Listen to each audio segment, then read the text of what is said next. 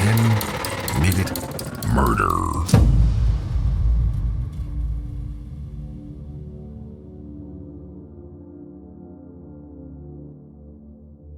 In many true crime cases, investigators uncover more than they expected when looking into a suspect. Hidden affairs, suspicious deaths, fraud, and theft. When Alex Murdaugh, a highly successful lawyer in South Carolina, called the police to report that his wife and one of his children had been shot dead, nobody expected the course the investigation would take. Day by day, the secrets that Alex had been trying so hard to keep hidden began to see the light. Alex wasn't just a successful lawyer. He and his family were some of the most dominant legal forces in the entire state of South Carolina. His great-grandfather, Randolph Murdaugh, had been the one to bring the family's name into the public eye when he opened his own law office in the early 1910s. In 1920, Randolph was elected to serve as the first chief prosecutor for a 3,000-mile region that incorporated 5 different counties. From that day forward, being in the Murdaugh family guaranteed 2 things: a successful legal career and all the wealth that came with it. It was passed on through the generations, each son taking the role from his father. Alex's father, grandfather, and great-grandfather had all sat comfortably in that role, exuding a huge amount of power over the slice of South Carolina that their legal firm ruled. The Murdaughs, being so well known in the area, meant that when 2 of them were murdered, it was the talk of South Carolina's Low Country region. It began on June 7, 2021. Alex Murdaugh had spent most of the time at home with his loving wife, 52-year-old Maggie Murdaugh, and one of their 2 sons, 22-year-old Paul. They lived in a rural area, isolated 65 miles outside of Charleston. In the late evening, at about 9 o'clock that night, Alex had left home alone, intending to visit his mother. When he arrived back at his family home, it wasn't long before he made a 911 phone call. Before giving any details to the operator, Alex first took the time to introduce himself by his full name, in between what appeared to be sobs of anguish. He then informed the operator, quote, "I need the police and an ambulance immediately. My wife and son were just shot badly." The operator asked if the victims were still breathing. Alex responded that they were not. Unlike most 911 callers who remain close to their loved ones while waiting for an ambulance to arrive, Alex told the operator that he'd gone to the location of the bodies near his dog kennels, checked if Maggie and Paul were breathing, and then left again. First responders arrived at the scene and were unable to resuscitate Paul or Maggie. Not that Alex had made any effort to do that himself in the early, crucial minutes after he discovered they had been shot.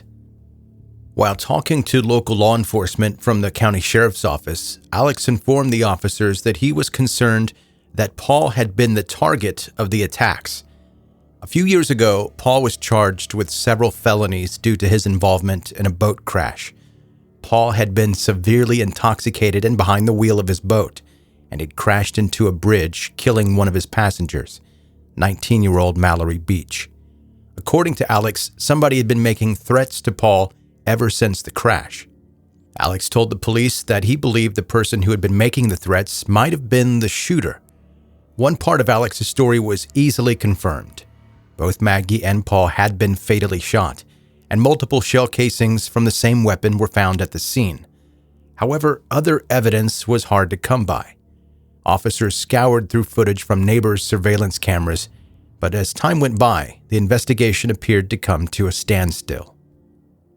In the months after Maggie and Paul died, very few details were made public, and nobody was placed under arrest for over a year. It was a local mystery, and everybody had a theory about what might have happened to the 2 prominent members of the community. Before long, the killings were given a nickname, the Murdaugh murders. Even though the murders themselves remained a mystery, there was no shortage of information coming forward about the legendary Murdaugh family. It began only a couple of weeks after Maggie and Paul were shot dead, when South Carolina's Law Enforcement Division made a surprising announcement. They were opening a new inquiry into another death connected to the Murdaugh name. In 2015, a 19-year-old by the name of Stephen Smith was found dead, lying in the road about 10 miles away from the Murdaugh family home.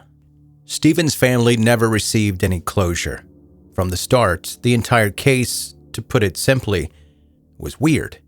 Due to the location of Stephen's own vehicle, it seemed as if the 19-year-old had run out of gas more than a mile away from where he died. In the early days after the body was found, it was believed that Stephen died in a shooting incident. Then, the course of the investigation changed, and the police began to wonder if Stephen had been the victim of a hit and run. However, Stephen's mother never believed the hit and run theory. Nobody had found any vehicle debris at the location where Stephen supposedly was hit. If he was a hit and run victim, then the vehicle that killed him had not hit anything else in the area and had driven away without a scratch. No arrests were ever made, and the Murdaughs were never directly implicated in Stephen's death, even though his body was found in an isolated area relatively close to their home, and the decision to open a new inquiry into the death took place only weeks after Maggie and Paul were shot. Stephen's mother began fundraising efforts, hoping that Stephen's body could be exhumed and re-autopsied in the search for more answers. The more awareness was raised about the case, the more people began to whisper about the Murdaughs. It's worth noting that Stephen Smith was gay, and there were rumors that he was having a secret situationship with Buster, Alex Murdaugh's oldest son. But again, those are only rumors. After losing half of his family in one night, the remaining Murdaugh son, Buster, made a public statement in response to the rumors about Stephen Smith, rumors which he described as vicious. He said, quote, "I unequivocally deny any involvement in Stephen's death, and my heart goes out to the Smith family." Stephen Smith's mother doesn't necessarily believe that a member of the Murdaugh family was responsible for her son's death. She just wants answers, no matter where those answers could be found. She explained her feelings at a news conference, saying, quote, "I just love my son, and since I couldn't protect him, I'm going to fight for him. I hope to find the real reason for Stephen's death and the real why." Lawyers agreed to apply for a court order to approve Stephen's remains being exhumed, but clarified that there was no new evidence that linked the Murdaugh family to Stephen's mysterious death. To this day, Stephen Smith's case remains unsolved. 3 months after the murders, the investigation into the Murdaugh murders took another surprising turn. On the 4th of September 2021, Alex Murdaugh was shot in the head. The previous day, Alex had willingly resigned from his job, even though he worked at a law firm that had been in the Murdaugh family for more than 3 generations, after being initially founded by Alex's great-grandfather. The circumstances surrounding Alex's resignation and why he was shot the next day are where the story begins to get murky. An employee at the firm had discovered something unusual, a check that was meant to be addressed to the firm as a whole, but it was instead addressed to only one person, Alex Murdaugh. At first, it was thought to be a mistake, but the firm was obligated to investigate the check. The deeper they looked, the more evidence of Alex's shady legal and financial practices they found. Finally, instead of firing him, they asked him to resign, which he did. And the next day, he called 911 to report that he'd been a victim of a drive-by shooting. Hampton County 911, what's your emergency? On Salkehatchie Road. Okay, what's the address on Salkehatchie Road? I'm by the church. What church? What church are you talking about? I don't know the name of it with the red roof. Okay, what end of Salkehatchie Road? Because I don't know what you're talking about. At the Hampton County side. Okay, what's going on? I got a flat tire, Mm-hmm. and I stopped, and somebody stopped to help me. And when I turned my back, they tried to shoot me. Oh, okay. Were you shot? Yes, but Okay. I mean, I'm okay. You shot where? Where were you shot at? Huh? Did they actually shoot you or they tried to shoot you? They shot me, but Okay, wait, you need EMS? well, I mean, yes. I can't drive. Okay. I'm seeing and I'm bleeding a lot. Where part of your body? I'm not sure. It's somewhere on my head. Your head? Somewhere on my head. Somebody just stopped for me, ma'am. For 911. Okay. Still? Hey.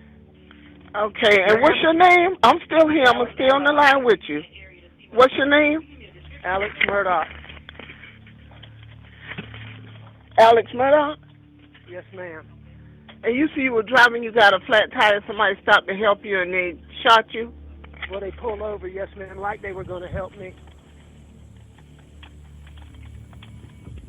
Okay, stay on the line with me. We're going to get some. I'm bleeding pretty bad. Okay. Stay on. St. John's Missionary Church. St. John's Missionary Church? Yes, ma'am.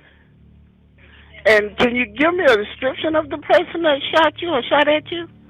Yes, ma'am. I mean, it was a white fella. I'd say a white male. A fair amount younger than me. Really, really short hair. You have an ambulance coming, ma'am? Yes, sir. Yes, sir.